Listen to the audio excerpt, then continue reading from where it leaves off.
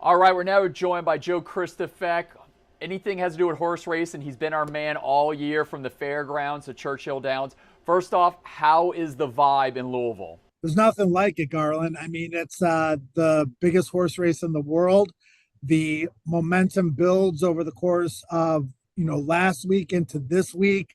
Lots of news and radio stations. I mean, you've been here. You know what it's like on the back stretch, and we got the draw out of the way on Monday, and the buzz and the momentum and the excitement just continues to build until we get to Friday for the Oaks and Saturday for the Derby. All right, he's won 5 in a row. Forte is the morning line favorite. Can he be stopped, or is going to be a tough to beat Forte on Saturday? Well, it's a 20 horse field, and I don't see a lot of pace in the race as far as how fast the early fractions are going to be. They're not going to be like last year when the table was set for an 80-1 shot in Rich Strike.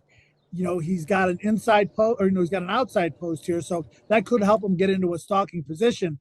But Garland, I've been telling you this from the beginning. This is a gambling game, and there are 6 or 7 other horses I think that have almost as good of a chance as him to win. So as the likely 3-1 favorite in the Kentucky Derby, I'm going to look elsewhere, but I wouldn't be surprised if he won. Moving on to the Risen Star winner and the Arkansas Derby winner, Angel of Empire. Right now, he's 8-1. He is also red hot going into this race. Well, we saw him in the Risen Star, and there was a fast pace in that race, and we got $29 and change on the win end that particular day. That was a fall apart race. He closed into a fast pace, and he kind of had to sort of prove himself in the Arkansas Derby.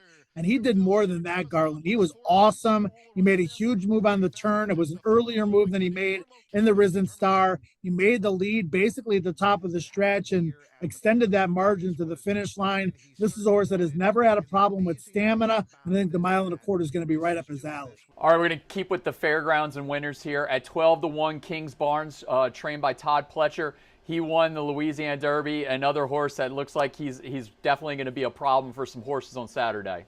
We talked moments ago about the potential lack of early speed, and I'm not talking about them crawling on the front end, just a lot different kind of pace scenario than we saw last year. Prior to last year, horses in the first flight or even second flight were the horses that won the Kentucky Derby. Kings Barnes is going to be one of those horses in the first flight.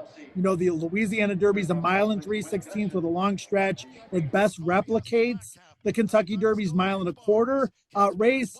And, he was finishing at the end. He was not stopping at the end of that race. He's undefeated. He doesn't have the experience of some of the other horses in the field, but I think he's got a monster chance. Jace's Road, one of the first big races of last year, or at the end of last year, won the Gun Runner Stakes. Hasn't finished top in a few.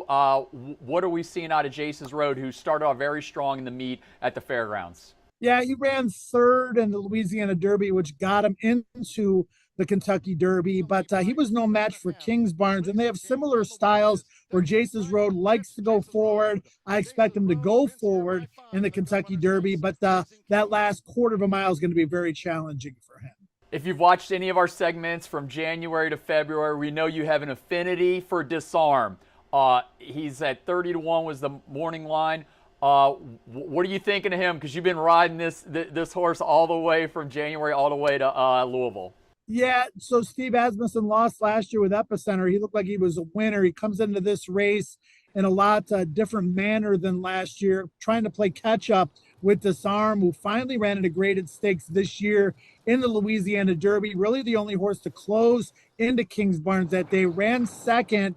And we thought he had enough points, Garland. Remember that day? We thought he had enough points to get into the Kentucky Derby. He didn't with the tweak in the point system. He had to run again in the Lexington just 3 weeks ago. He ran third that day behind Tappa Trace and verifying to the major players for the Derby. And I think having that extra race may have actually helped him, helped his seasoning, helped his fitness. He's coming into the Kentucky Derby the right way. And just looking at him on the racetrack, horse flesh wise, not many horses have looked better than him.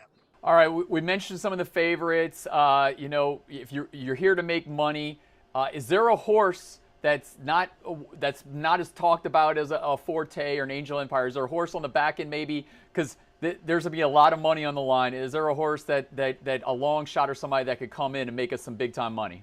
Yeah, I think for me that would be a horse by the name of Two Phils, who you're familiar with from Fairgrounds as well. He hit the board in both the Lecomte and the Risen Star, and he made the first move in the fast paces in both of those races. Trainer Larry Ravelli sent him to Turfway to run in the Jeff Ruby Stakes instead of the Louisiana Derby, and he won that race for fun. Now, that's a synthetic racetrack, so maybe the racetrack moved him up, but he's looked great here. I think he'll race from a little bit further off the pace than he did when he ran with us in Louisiana. So 2 fills at 20, 30 to 1. That would be my big long shot play.